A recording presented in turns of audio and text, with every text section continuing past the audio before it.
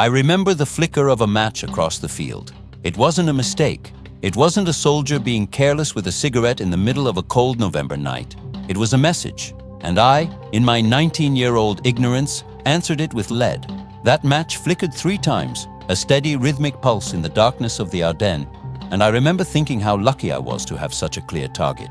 I didn't think about why a man would stand in a foxhole and strike a light when he knew there were Americans less than 200 yards away. I didn't think about the silence that had settled over that particular stretch of the woods for the last 3 days. I just saw the light, felt the cold steel of my Garand against my cheek, and I pulled the trigger. When the muzzle flash cleared, the light was gone. I felt a surge of pride then, the kind of pride only a boy who hasn't seen enough of the world can feel. I thought I'd done my job. I thought I'd protected my squad. It took me nearly 80 years to realize that I hadn't killed an enemy that night. I had killed a bridge. The air in late 1944 didn't just feel cold, it felt heavy.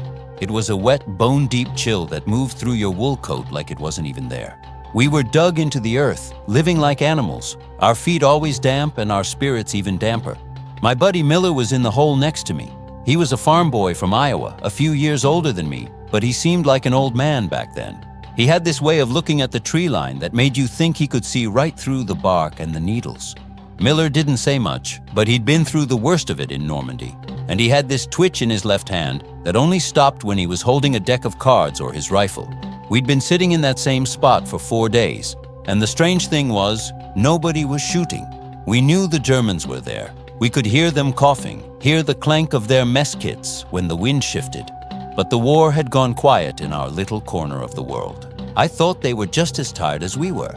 I thought the mud had finally won, and everyone had just given up on the idea of killing for a while. The morning after I shot at that matchlight, the silence changed. It went from a peaceful kind of quiet to something jagged and sharp. Usually by 10 in the morning, you'd hear a few stray shots, maybe a mortar round landing somewhere off in the distance, just to remind everyone there was still a fight going on. But that day, it was like the woods were holding their breath.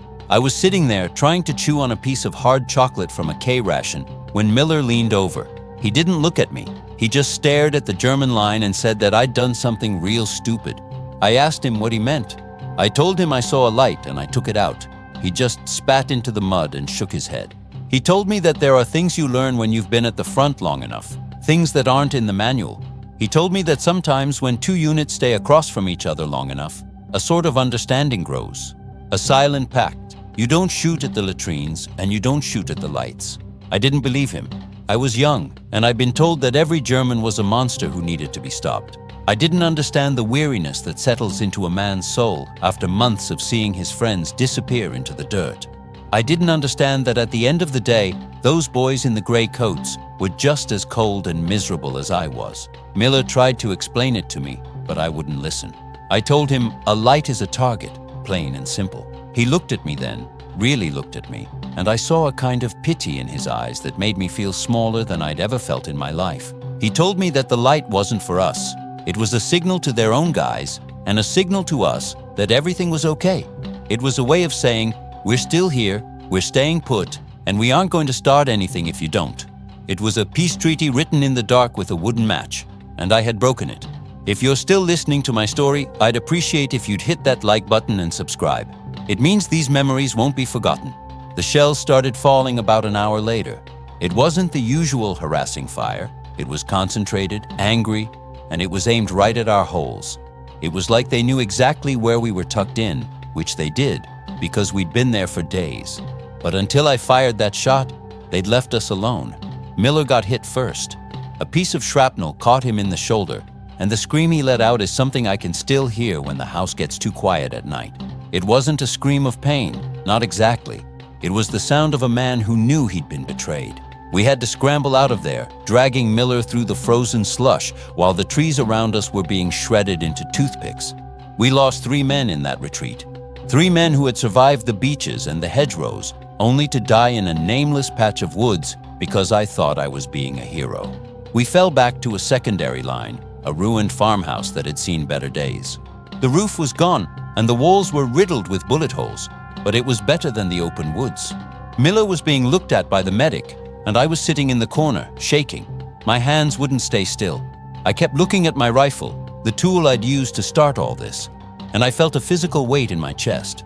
One of the older guys, a sergeant named Henderson, came over and sat next to me. He didn't yell. He didn't tell me I'd messed up. He just offered me a smoke and asked me what I saw. I told him about the match. Henderson looked out through a hole in the wall toward the German positions and sighed. He told me that in some sectors, the snipers had a code. They'd shoot at the helmets if they were on a post, or they'd shoot a foot away from a guy just to tell him to keep his head down. They weren't trying to kill, they were trying to survive. He told me about a time in France where the Germans and the Americans would use the same stream for water. They'd go down at different times, and nobody ever pulled a trigger. It was a small mercy in a world that had forgotten what mercy looked like. Henderson said that when someone breaks that trust, the war gets very ugly, very fast. He called it killing the ghost of a friend. I didn't get it then. I was still focused on the tactical side of things, the us versus them mentality they drilled into us back at Fort Benning. But as the days turned into weeks and we moved deeper into Germany, I started seeing the signs everywhere. I started seeing the rags tied to branches that meant nothing here but us. I started hearing the whistles in the morning that sounded just a little too rhythmic to be birds. The guilt didn't hit me all at once. It was a slow burn.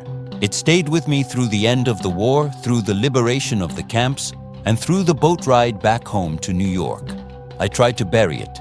I got a job, got married, and raised 3 kids. I lived a good life, a quiet life. But every time I saw someone strike a match in a dark room, my heart would skip a beat. I'd see that flicker in the Ardennes, and I'd see the light go out. I'd see Miller's shoulder and the way the snow turned red under his body. I realized that I'd taken away the one thing that kept those men human in the middle of a slaughterhouse.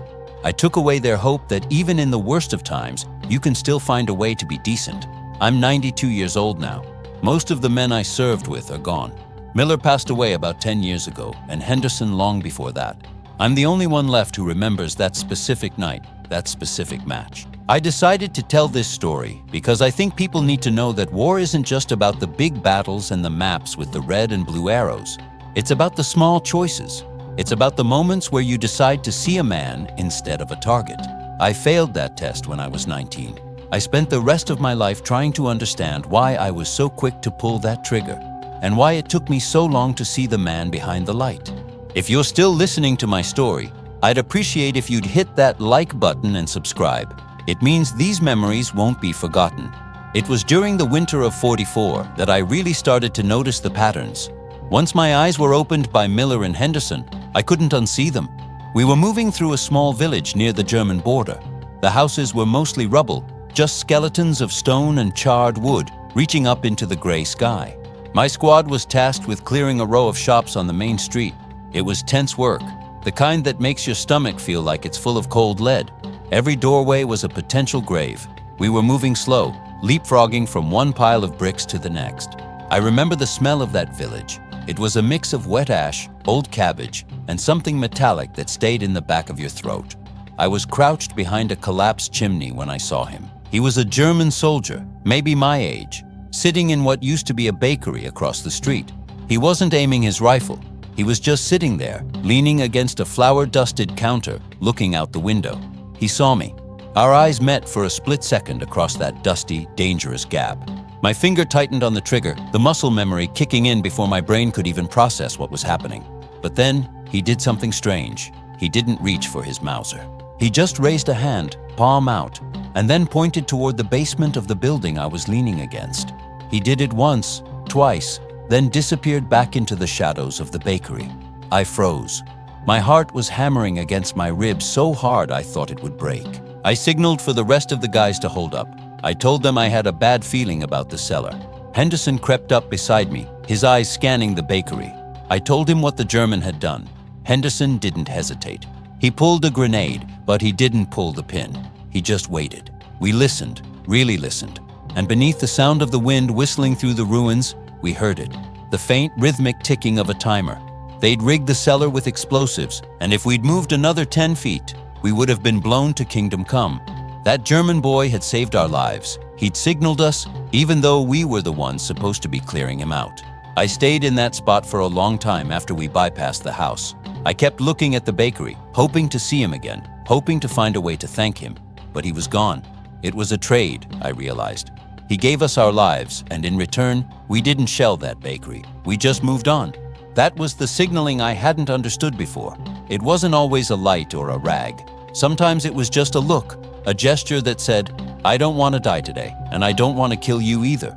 It was a secret language spoken by the people who actually had to do the fighting, while the generals back in their warm headquarters talked about glory and territory. As we pushed into Germany, the signals got more desperate. The German army was collapsing, and they were throwing old men and young boys into the line. You could see it in their faces. They were terrified. We'd find white bed sheets hanging from windows in every town, but even in the foxholes, the soldiers were trying to find a way out. I remember one night, we were camped near a bridge. We were supposed to take it at dawn. About 3 in the morning, a German soldier walked right into our camp with his hands up. He didn't have a weapon. He didn't even have a helmet. He told us in broken English that the bridge was mined, but the men guarding it had already left. He'd stayed behind just to tell us, so we wouldn't get hurt. He was a signaler of a different kind. He was signaling the end of the madness. But it wasn't always like that. There were still those who wanted to fight to the bitter end, those who didn't care about the secret codes or the silent truces. And that's where the tragedy really lived. You never knew if the man across from you was a signaler or a killer until it was too late. I carried that uncertainty with me like a heavy pack. I started hesitating. I'd see a movement and I'd wait a second too long, wondering if it was a message or a threat. Henderson noticed it. He told me I was going to get myself killed if I didn't sharpen up. He was right in a way. You can't fight a war with a divided heart. But once you realize that the man you're shooting at might be trying to tell you something, it's hard to ever be the same soldier again. If you're still listening to my story, I'd appreciate if you'd hit that like button and subscribe. It means these memories won't be forgotten. The most difficult part of the whole experience was the realization of what happened to the men who did signal. It wasn't just that they were risking their lives by talking to the enemy. They were risking their souls. If their own officers found out, they'd be shot for treason on the spot. I saw it happen once. It was near the end, in a forest outside of Aachen. We were watching a German trench through our binoculars. There was a young corporal over there who had been waving a white handkerchief every time their patrol went out, basically telling us where they were going so we could avoid them. It had been going on for 2 days. We called him Lucky. On the 3rd day, we saw a different man in his spot, an officer by the look of his cap. He was standing right where Lucky used to stand. We saw Lucky too. They had him kneeling in the mud behind the trench. There wasn't a trial. There wasn't a long speech. The officer just took out his Luger, and that was the end of Lucky. I felt a coldness wash over me that I can't describe. We had allowed him to get caught. By accepting his signals, by participating in his little truce, we had signed his death warrant. That was the part of the signaling they don't tell you about in the history books. The price of peace, even a temporary one, was often blood. I think about that boy in the trench more than I think about the men I actually fought. I think about the courage it took for him to wave that handkerchief, knowing what would happen if he was caught. He was trying to be a human being in a place that didn't allow for it, and I, on the other side, was just a witness to his destruction. It made me realize that the war wasn't just a contest of strength, it was a contest of will. The will to stay decent when everything around you is pushing you to be a monster. When the war finally ended, and the guns went silent for good, I expected to feel a great sense of relief. I expected to feel like a weight had been lifted, but instead, I felt hollow. I walked through the streets of occupied Germany and I saw the people, the widows, the orphans, the old men. I looked at their faces and I wondered how many of them had lost someone who was just trying to signal. I wondered how many Luckies were buried in the woods, forgotten by everyone except the men on the other side of the line who had watched them die. I remember standing on the pier when I got back to the States. The band was playing, people were cheering, and there were banners everywhere saying, "Welcome home, heroes." I didn't feel like a hero. I felt like a man who had seen a secret he wasn't supposed to know. I felt like I was carrying the ghosts of a dozen different men, both American and German, who had all been part of that silent language. I wanted to tell the people cheering that the war wasn't what they thought it was. It wasn't just about the flags and the medals.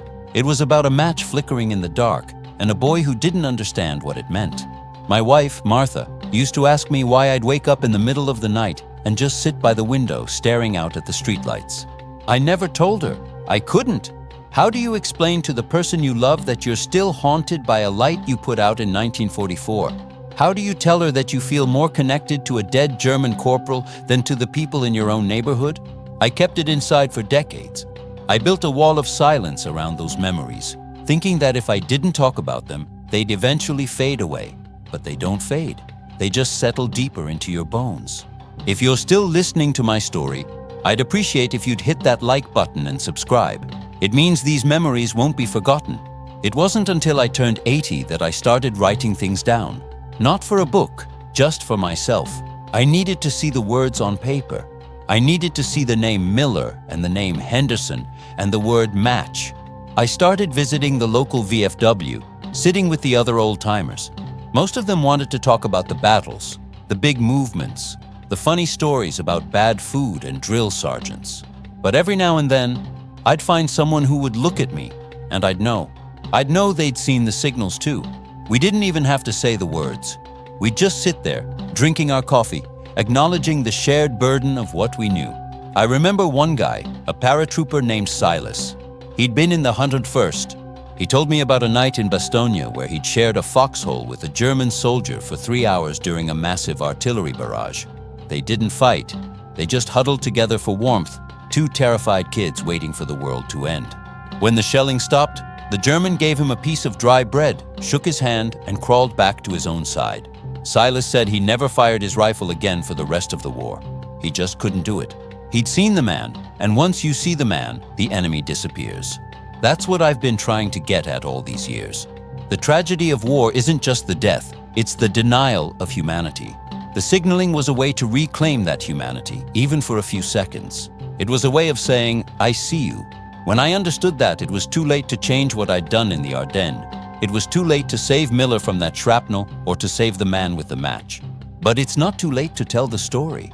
It's not too late to remind the world that even in our darkest hours, there are people who will try to strike a light. I think about the world today, and I see so much anger, so much us versus them. It worries me. It makes me feel like we're forgetting the lessons we learned in the mud of Europe. People are so quick to pull the trigger now, whether it's with a gun or with their words. They don't look for the signals. They don't look for the common ground. They just see the light and they want to put it out. I want to tell them to wait. I want to tell them to look closer. There might be someone on the other side who is just as tired and cold as they are. Someone who is trying to tell them that they don't have to be enemies. My grandson asked me the other day if I was proud of what I did in the war. I didn't know how to answer him. I told him I was proud of the men I served with. I was proud of their courage and their sacrifice. But as for me, I'm just a man who survived. I'm a man who learned the hard way that the most important thing you can do is listen to the silence. I'm proud that I finally reached a point where I can talk about it, where I can share these memories before they go into the ground with me. If you're still listening to my story, I'd appreciate if you'd hit that like button and subscribe. It means these memories won't be forgotten. The farmhouse we stayed in after the retreat from the woods, I can still smell the damp stone and the old hay. We were there for 3 days, and those 3 days felt like a lifetime. We were waiting for reinforcements that were stuck in the mud somewhere 10 miles back. Every night, the German snipers would take shots at the walls just to keep us from sleeping. But there was one sniper who was different. He didn't shoot at the windows. He shot at the weather vane on the roof. Every hour, on the hour, you'd hear a ping as a bullet hit the metal. It was like a clock. He was signaling that he was there, but he wasn't going to kill us unless we tried to leave. Henderson called him the timekeeper. We actually started relying on him. When you're stuck in a dark room with no watch, you lose track of time. But ping, there's 3 o'clock. Ping, there's 4 o'clock. It sounds crazy, I know, but it was a comfort. It was a sign that there was an order to the world, even if it was a twisted one. On the 3rd night, the ping didn't come. We all sat there in the dark, waiting for it. When it hit 5 past the hour and the silence remained, we knew something had changed. The Germans were pulling back, or they'd been replaced. The timekeeper was gone. We felt a strange sense of loss, like we'd lost a friend we'd never even met. That's the strange reality of the front. You build these bizarre relationships with the people who are trying to kill you. You start to recognize their habits, their voices, their signals. You start to care about what happens to them. I remember finding a German diary in a trench near the end of the war. I couldn't read the language, but it was full of drawings. Drawings of a woman, a dog, a small house with a garden. I looked at those pictures and I felt a physical ache in my chest. I wondered if the man who drew them was still alive. I wondered if he was one of the ones who had signaled to us. I kept that diary for a long time, until the house fire in '68 took it along with so many other things. Sometimes I wonder what my life would have been like if I'd never seen that match. If I'd just gone through the war like a machine, doing what I was told and never questioning anything, I probably would have been a lot happier in the short term. I wouldn't have the nightmares, and I wouldn't have the guilt. But I also wouldn't have the understanding. I wouldn't know that the world is more than just black and white. I wouldn't know that there is a light that can't be put out by a bullet, even if the person carrying it is gone. I'm sitting here now, looking out at my own garden. The sun is going down, and the shadows are getting long. It's the time of day that always makes me feel the most reflective. I think about that boy in the Ardennes, and I hope that wherever he is, his family knows he tried. I hope they know that his last act wasn't an act of war, but an act of peace. I like to think that in some other world, he and I are sitting on a porch somewhere, sharing a real cigarette and laughing about the time we were both so cold we thought we'd turn into ice. If you're still listening to my story, I'd appreciate if you'd hit that like button and subscribe. It means these memories won't be forgotten. I remember the day we crossed the Rhine. It was supposed to be the beginning of the end, but the resistance was fierce. We were under constant fire, and the river was a churning mess of boats and bodies. I was in a small landing craft, huddled down with 20 other guys. The man next to me was a replacement, a kid named Joey, who hadn't been in the country more than a week. He was shaking so hard his helmet was rattling against his rifle. I put a hand on his shoulder, trying to steady him, but I was just as scared as he was. When the ramp dropped, it was chaos. Machine gun fire was ripping across the water like a scythe. I saw a group of Germans in a pillbox on the far bank. They were pinning us down, and there was no way to get past them. We were stuck in the mud, exposed and dying. Then, I saw it. A small white piece of paper being waved through the narrow slit of the pillbox. The firing stopped. For a few seconds, the whole world went quiet. We didn't move. We didn't shoot. Then, one by one, the Germans started coming out of the pillbox with their hands up. There were 6 of them. They'd realized the war was over for them, and they were signaling their surrender. But then, a tank from our side, one of the Shermans that had just made it across, fired a shell directly into the pillbox. They hadn't seen the signal, or maybe they didn't care. The explosion was deafening, and when the smoke cleared, there was nothing left of the Germans or the white paper. I remember looking at Joey, and he was crying. He hadn't fired a shot yet, and he'd already seen the most terrible thing I could imagine: the destruction of a surrender. It was another signal missed, another message ignored. I felt a deep, cold anger then, an anger that has never really left me. The war ended for me in a small town in Bavaria. We were occupying a schoolhouse, and the locals were mostly women and children. They were hungry, tired, and terrified of what we were going to do to them. I remember one little girl, maybe 6 years old, who would come by the schoolhouse every morning. She didn't say anything. She just stood there and watched us. One day, I took a piece of bread from my rations and held it out to her. She didn't move. She just looked at me with those big, hollow eyes. I realized then that I was the monster in her story. I was the enemy who had come into her town and taken over her school. I left the bread on the fence post and walked away. The next day, there was a small flower sitting on that same post, a blue cornflower. It was a signal. It was her way of saying thank you, or maybe her way of saying that we were both human. I kept that flower in my pocket until it turned to dust. It was the last signal I received during the war, and it was the most important. It taught me that no matter how much hate we are taught, the heart still knows how to find its way back to kindness. If you're still listening to my story, I'd appreciate if you'd hit that like button and subscribe. It means these memories won't be forgotten. The transition back to civilian life was harder than the war itself in some ways. When you're at the front, everything is simple. You have a job, you have your friends, and you have the enemy. But when you get back, everything is complicated. People want to talk about the good war, but there is no such thing. There is only the war you survived, and the one you didn't. I struggled to find my place. I'd go to church and listen to the preacher talk about peace, and I'd think about the match in the Ardennes. I'd go to the store and see people complaining about the price of eggs, and I'd think about the people eating boiled grass in Germany. I never told anyone the full story, not even Martha. I told her the parts she could handle, the cold, the bad food, the long marches. I never told her about the signaling. I never told her about the man with the match or the boy in the bakery. I thought that by keeping it to myself, I was protecting her. But really, I was just isolating myself. I was living in a world of signals that no one else could see. It took me a long time to realize that by sharing the burden, you make it lighter. I started talking to other veterans about 20 years ago. We'd meet at the community center once a month. At first, it was just small talk, but eventually the real stories started coming out. I remember a man named Arthur who had been a medic in the Pacific. He told me about a Japanese soldier who had helped him carry a wounded American to safety during a rainstorm. They hadn't spoken a word. They just worked together to save a life, and then the Japanese soldier disappeared back into the jungle. Arthur said it was the only thing from the war that still made sense to him.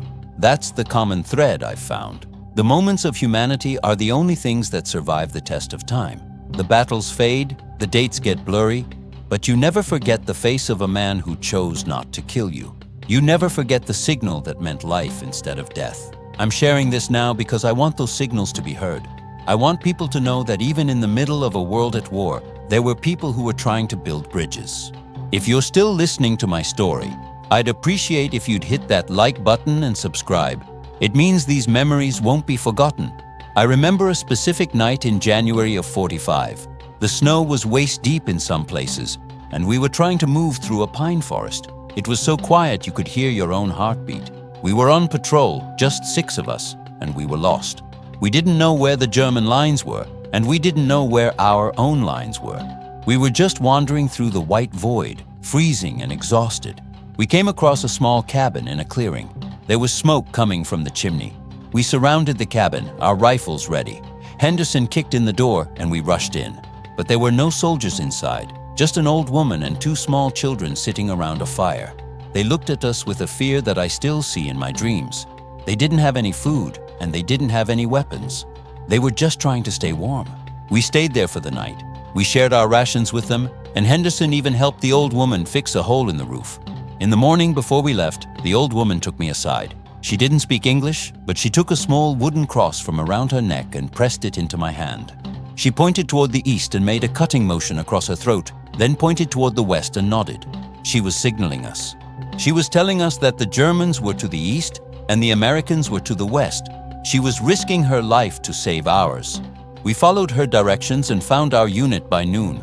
I still have that wooden cross. It's on the nightstand next to my bed. That old woman didn't care about the politics of the war. She didn't care who won or lost. She just saw 6 cold, tired boys, and she wanted to help them. She was a signaler in the truest sense of the word. She was signaling that compassion is stronger than conflict. I've tried to live my life by that principle ever since. It hasn't always been easy, and I've made plenty of mistakes, but I always come back to that cabin in the woods. I always come back to the woman who chose to help the enemy. As I look back on my 92 years, I realize that my life has been defined by those signals. The ones I understood, the ones I missed, and the ones I ignored. I've spent a lot of time thinking about the what-ifs. What if I hadn't fired that shot in the Ardennes? What if I'd stayed in that bakery to thank that German boy? What if I'd spoken up sooner about what I'd seen? But you can't live in the what-ifs. You can only live in the now. And now, I'm telling you, if you're still listening to my story, I'd appreciate if you'd hit that like button and subscribe. It means these memories won't be forgotten. The forest near the border, that's where the war really felt like it would never end. It was dark even during the day. The trees were so thick. We'd be moving along and you'd hear a whistle, just a short, sharp note. It would be followed by another one from a different direction. It took us a while to figure out it wasn't the Germans signaling each other. It was the locals, the people who lived in those woods, warning each other that we were coming. They were signaling for the children to hide, for the livestock to be moved. It was a reminder that we were the invaders, no matter how righteous our cause felt. I remember seeing a young girl, no older than 10, standing behind a tree. She had a small bell in her hand, and as we passed, she rang it once. It was a clear silver sound that seemed to cut right through the gloom. I realized she was the lookout. She was the one protecting her village. I looked at her and I didn't see an enemy. I saw a hero. I saw someone who was doing exactly what I was trying to do, protecting her home. I gave her a small wave, and for a second, she smiled. It was a tiny signal of peace in the middle of a war zone. Those are the things that stick with you.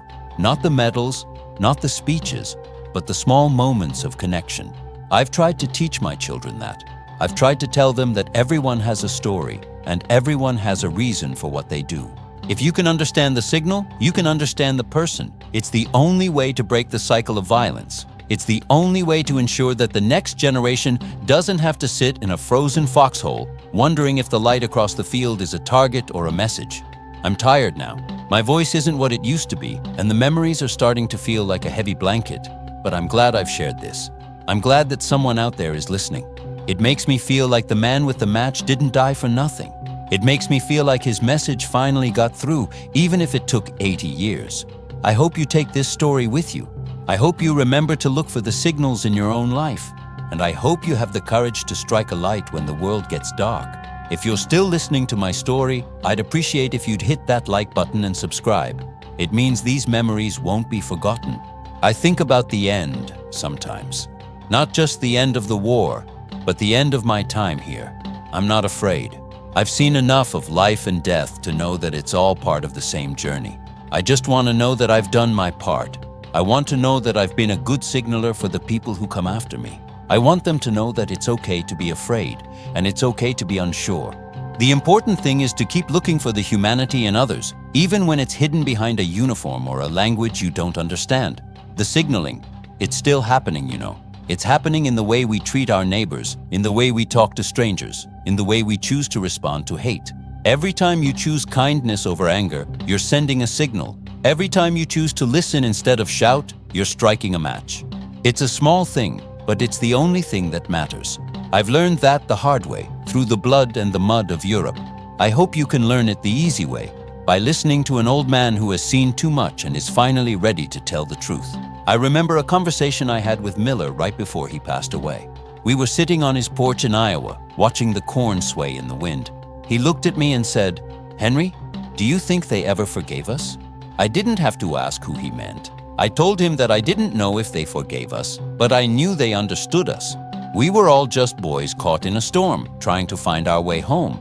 Miller nodded, and I think he finally found some peace. I'm finding mine now by telling you this. Thank you for listening to an old soldier. It means more to me than I can put into words. Just remember, look for the light, and when you find it, don't be so quick to put it out. It might be the only thing keeping the world from going completely dark. If you're still listening to my story, I'd appreciate if you'd hit that like button and subscribe. It means these memories won't be forgotten. One of the last things Henderson said to me before we were discharged was that the real war starts when you go home. He said the war in Europe was about survival, but the war at home was about memory. He was right. I've spent the last 80 years fighting to remember the right things and trying to forget the wrong ones. But I've realized that you can't have one without the other. The pain and the beauty are tied together, like the match and the bullet. You have to accept all of it if you want to be whole. I've often thought about that baker in the village, the one who warned us about the explosives. I wonder if he survived the war. I wonder if he had a family, and if he ever told them about the Americans he saved. I like to think he did. I like to think that somewhere in Germany, there's another old man telling his grandchildren about the day he signaled to the enemy and chose life. It's a nice thought, and at 92, I'm allowed a few nice thoughts. The world is a different place now. The maps have changed, the names have changed, and the technology is beyond anything I could have imagined in 1944. But people haven't changed. We're still the same mix of fear and hope, of cruelty and kindness, and we're still signaling to each other, even if we don't always realize it. My signal to you is this: don't let the noise of the world drown out the silence of the soul. Listen to the quiet moments. Look for the small gestures. That's where the truth lives. I'm going to sit here for a while longer and watch the stars come out. They're the ultimate signalers, aren't they? They've been shining down on us since the beginning of time, reminders that we're just a small part of something much bigger. They saw the fires in Europe and they see the lights in your town tonight. They don't take sides. They just shine. I think there's a lesson in that if we're willing to see it. If you're still listening to my story, I'd appreciate if you'd hit that like button and subscribe. It means these memories won't be forgotten. I remember the smell of the ocean on the way back. It was so clean, so different from the smell of the front. I stood on the deck for hours, just breathing it in. I felt like I was being washed clean of all the filth and the death. But then I'd look down at my hands, and I'd see the calluses from the rifle, and I'd know that some things can't be washed away. They're part of you now, like your eyes or your heart. You just have to learn how to live with them. I've lived a long life, and I've seen a lot of things. I've seen the worst of humanity, and I've seen the best. And what I've learned is that the difference between the two is often just a split-second decision. It's the decision to pull the trigger or to lower the rifle. It's the decision to strike a match or to stay in the dark. I made the wrong choice once, and I've spent a lifetime trying to make it right. I hope you never have to make that choice, but if you do, I hope you remember my story. The story of Henry Lawson is just one of millions. There are so many others out there, hidden in the hearts of old men and women who are slowly fading away. If you have someone like that in your life, talk to them. Ask them about their signals. Don't wait until it's too late. The memories are a gift, even the painful ones. They're what make us who we are. They're the signals that connect us to the past and guide us into the future. Goodbye for now, and thank you again. It's been a privilege to share my journey with you. I'm going to go inside now and sit with Martha's picture for a while. She always was the best signal I ever received. She was my light in the dark, and I miss her every single day. But I know I'll see her again soon. And maybe, just maybe, I'll see that man with the match too, and I'll finally be able to tell him I'm sorry. If you're still listening to my story, I'd appreciate if you'd hit that like button and subscribe. It means these memories won't be forgotten. I spent a lot of nights after the Ardennes just staring at the tree line, wondering if the man I'd shot had a name. It's a strange thing to carry, the weight of a person you never actually met, only saw as a flicker in the dark. My mind started playing tricks on me in those weeks leading up to the end of the year. Every time a branch snapped or a bit of snow fell from a pine needle, I'd jump. I'd look over at Miller, and he'd be sitting there, his hand twitching on the stock of his rifle. And I knew he was thinking about it too. We'd broken the seal. We'd invited the war back into a place where it had been resting, and now the war wasn't going to let us sleep anymore. We moved out of that sector about a week later, heading toward the Hurtgen forest. If you've never heard of the Hurtgen, you're lucky. It was a green hell. The trees were so thick, and the canopy so high that the sun never really hit the ground. It was always twilight, always damp, and always dangerous. The Germans had years to dig in there. They had bunkers hidden under the roots of the trees that you wouldn't see until you were 10 feet away. And they had the artillery dialed in. They didn't even have to see us. They just had to hear us. They'd fire into the treetops, and the shells would explode above us, raining down jagged wood and hot metal. It was called tree bursts, and it was the most terrifying thing I've ever experienced. You couldn't hide in a hole because the danger came from above. In the Hurtgen, the signaling took on a different form. It was louder, more violent. But even there, in that meat grinder, there were moments where the human spirit tried to poke through the muck. I remember one afternoon we were pinned down in a ravine. We'd been there for 6 hours, and we were running low on water. There was a small creek at the bottom of the slope, but it was a death trap. Every time someone poked a helmet over the ridge, a sniper from across the way would take a chunk out of the dirt. We were thirsty, we were tired, and we were starting to lose our nerve. Then, around 4 o'clock, we heard a voice. It was coming from the German side, not more than 50 yards away. It wasn't a shout or a command, it was a song. A man was singing a lullaby, something low and sweet that sounded like it belonged in a nursery, not a battlefield. Everything stopped. Our guys stopped talking, their guys stopped shooting. For 3 minutes, the only sound in that entire ravine was that one man's voice. When he finished, there was a long silence. Then, a white rag appeared on the end of a bayonet from their side. A lone soldier stood up, no helmet, no weapon, and walked down to the creek with a handful of canteens.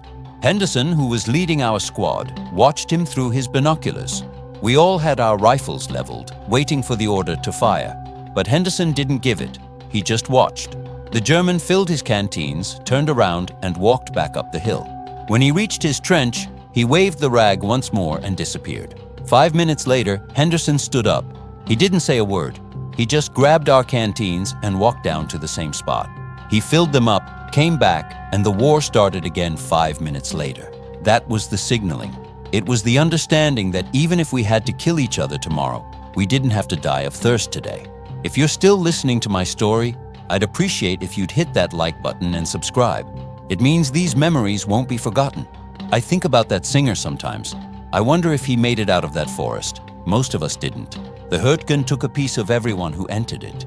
I lost Miller there, not to a bullet, but to a tree burst.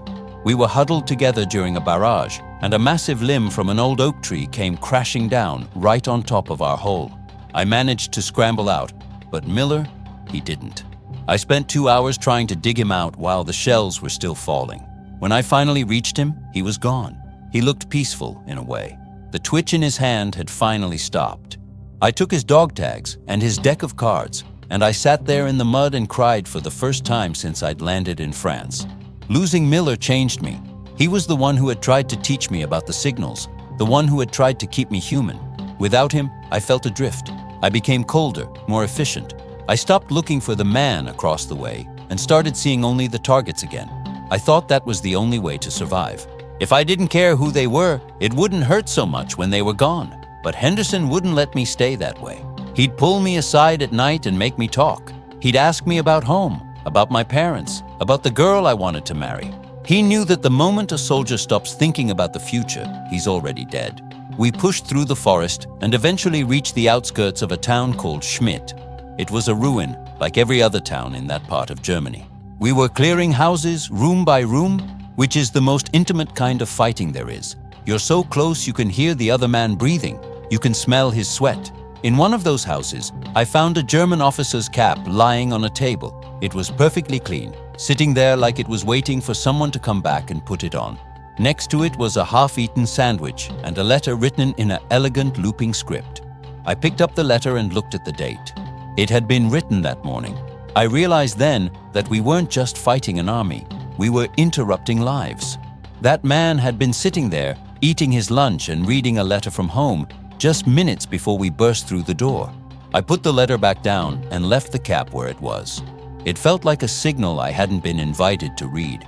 It was a reminder that the war didn't stop the world from turning. It just made the turning more painful. We moved on to the next house, and then the next, but the image of that clean cap stayed with me. It was a ghost of a life that was still happening somewhere, even as the walls were falling down around us.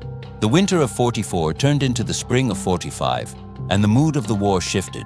The Germans were retreating, but they were doing it with a ferocity that was hard to describe. They were like a wounded animal backed into a corner. They knew it was over, but they weren't going to go quietly. The signaling became more frantic, more desperate. We'd find messages scrawled on the walls of houses in English. "Please don't burn our homes," or "We are not Nazis, we are just fathers." It was hard to know what to believe. We'd seen the camps by then. We'd seen what they were capable of. It made the small gestures of humanity feel hollow, like a lie they were telling themselves as much as us. But then I'd remember the singer in the ravine. I'd remember the man with the match. I'd realize that you can't judge a whole people by the crimes of their leaders, even when those crimes are monstrous. You have to look at the individuals. You have to look at the signals. I struggled with that balance every day. I still do. How do you hold on to your compassion when you're surrounded by cruelty? How do you stay soft when the world is trying to turn you into stone? I don't have the answers. I just have the memories. If you're still listening to my story, I'd appreciate if you'd hit that like button and subscribe. It means these memories won't be forgotten. By the time we crossed into central Germany, the landscape had changed. It wasn't just the rubble, it was the people. They looked like ghosts. I remember marching through a town where the only people left were the very old and the very young. They stood on the sidewalks and watched us pass in total silence. There was no cheering, no waving, just a heavy, suffocating blanket of shame and defeat. I saw an old man standing in a doorway, holding a white flag that was so small it looked like a handkerchief. He wasn't even looking at us. He was looking at the ground. Henderson pulled our squad to a halt in front of a bakery. We hadn't eaten a hot meal in weeks, and the smell of baking bread was starting to waft through the air. It was a miracle. We walked inside, and there was a woman behind the counter, her hands covered in flour. She didn't scream. She didn't run. She just looked at us and asked, in perfect English, if we had any sugar. She told us she had the flour and the yeast, but she couldn't make anything sweet for the children without sugar. Henderson reached into his pack and pulled out a small bag of sugar he'd been saving for a special occasion. He handed it to her, and she started to cry. She baked us 3 loaves of bread right then and there. We sat on the floor of that bakery, our rifles across our laps, and we ate warm bread while the war rumbled on a few miles away. It was the best thing I've ever tasted, not because of the ingredients, but because of the signal. It was a signal that the world was still capable of producing something good. It was a signal that even the enemy could be a neighbor if you gave them the chance. We left that bakery feeling like human beings again, if only for an hour. But the war has a way of reminding you where you are. As we left the town, we came across a group of SS soldiers who had been caught trying to execute the town's mayor because he'd tried to surrender. They were being held by a unit of paratroopers who looked like they were ready to finish the job right there. The contrast was jarring. The bread, the sugar, the tears, and then the cold, hard reality of the fanatical killers who wouldn't let the war end. It was like two different worlds were existing in the same space. I realized then that the signals weren't just between us and them. They were between the past and the future. We were moving toward a large industrial city, and the resistance was getting heavier again. They were using Flak 88s, the big anti-aircraft guns, against our tanks and infantry. It was terrifying. Those shells could cut a man in half from a mile away. We were pinned down in a field of tall grass, the air whistling with lead. I was lying flat on my stomach, trying to merge with the dirt, when I noticed a movement in the grass about 20 feet ahead. It wasn't a soldier. It was a dog, a little brown terrier, looking confused and scared. The dog was wandering right into the line of fire. I don't know what came over me. I wasn't thinking about the mission or the snipers or the 88s. I just didn't want that dog to get hit. I whistled, a low, soft sound. The dog stopped and looked at me. I whistled again and patted the ground. To my surprise, the dog started crawling toward me, keeping its belly low to the ground just like I was. It reached my side and tucked its head under my arm, shivering. I stayed there for an hour, shielding that dog with my body, while the battle raged around us. When the firing finally died down and we were able to move forward, the dog wouldn't leave my side. I named him Buster, and he became our unofficial mascot for the rest of the war. He'd sleep at the foot of my bed, and he'd growl whenever anyone approached our camp at night. He was a signaler too. He signaled to the rest of the guys that it was okay to be gentle. They'd all take turns sharing their rations with him, and for a few minutes every day, we weren't soldiers. We were just a bunch of guys with a dog. Buster helped us stay sane when the world was going crazy. If you're still listening to my story, I'd appreciate if you'd hit that like button and subscribe. It means these memories won't be forgotten. One of the hardest things about being 92 is that the world moves so fast, you start to feel invisible. People look at me and they see a wrinkled old man in a wheelchair, or they see a uniform and they say, "Thank you for your service," without really knowing what they're thanking me for. They don't see the 19-year-old boy in the Ardennes. They don't see the mud of the Hurtgen or the smell of the bakery in Germany. They don't see the signals. That's why I'm telling this story. I want you to see them. I want you to understand that the people who fought this war weren't icons or heroes. We were just kids who were put in an impossible situation. I remember a night in April '45, just a few weeks before the surrender. We were stationed in a small castle that had been converted into a German hospital. Most of the patients had been moved, but there were still a few who were too wounded to travel. We were supposed to guard them until the medics arrived. I was on the night shift, walking the long, cold corridors of that castle. It was a beautiful place, full of tapestries and old paintings, but it felt hollow. It felt like the end of an era. I walked into one of the rooms and found a German soldier lying in a bed near the window. He was very young, maybe 17.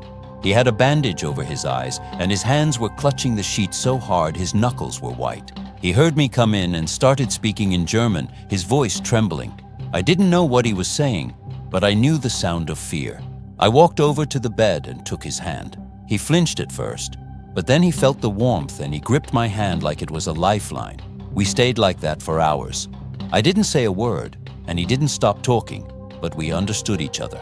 I was the enemy, the one who had taken his sight and his country, but in that moment, I was just a human being who was holding his hand in the dark.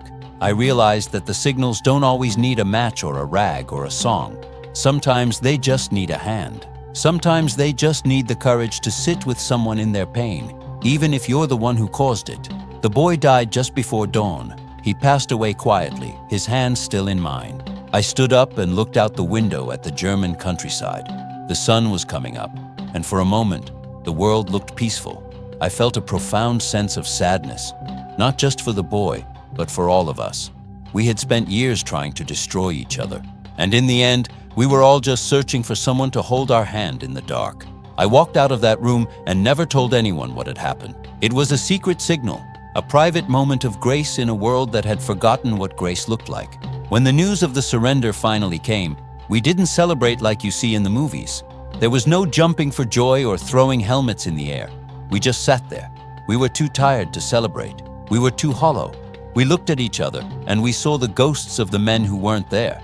Miller, Henderson's brother, the guys from the landing craft. We realized that while the war was over, the consequences were just beginning. We had to go home and try to be the people we were before the war, but we knew that was impossible. The signals had changed us. I spent months in the occupation forces, helping to rebuild the very cities we'd helped destroy. It was strange work. One day I was blowing up a bridge, and the next I was helping to pave a road. I saw the German people trying to pick up the pieces of their lives, and I saw the same look in their eyes that I saw in the mirror every morning, the look of someone who has seen the abyss and is trying to find a way back to the light. I made a few friends during that time, people who had lost everything but were still willing to share a cup of coffee with an American soldier. If you're still listening to my story, I'd appreciate if you'd hit that like button and subscribe. It means these memories won't be forgotten. I remember a particular man named Carl. He was an architect before the war, and he was working with us to plan the reconstruction of a local school. Carl was a quiet man, always carrying a sketchbook full of drawings of buildings that no longer existed. One day, we were sitting on a pile of rubble, looking out over the city. Carl turned to me and said, "Henry, do you think we can ever build something that lasts? Something that can't be destroyed by a bomb or a bullet?" I didn't know how to answer him. I thought about the bakery, the singer, and the boy in the castle. I told him that maybe the buildings aren't the point. Maybe the only things that truly last are the signals we send to each other, the gestures of kindness, the moments of understanding, the choices we make to see the human being instead of the enemy. Carl looked at me and nodded. He sketched a small flower in the corner of his page and handed it to me. "A signal," he said, with a sad smile. I still have that sketch. It's tucked inside the back of the wooden cross the old woman gave me. It's a reminder that beauty can grow even in the middle of a ruins. When I finally got my orders to go home, I felt a strange mix of excitement and dread. I wanted to see my family. I wanted to see Martha, but I was also afraid of what I'd become. I was afraid that they wouldn't recognize me, or worse, that they would recognize me and hate what they saw.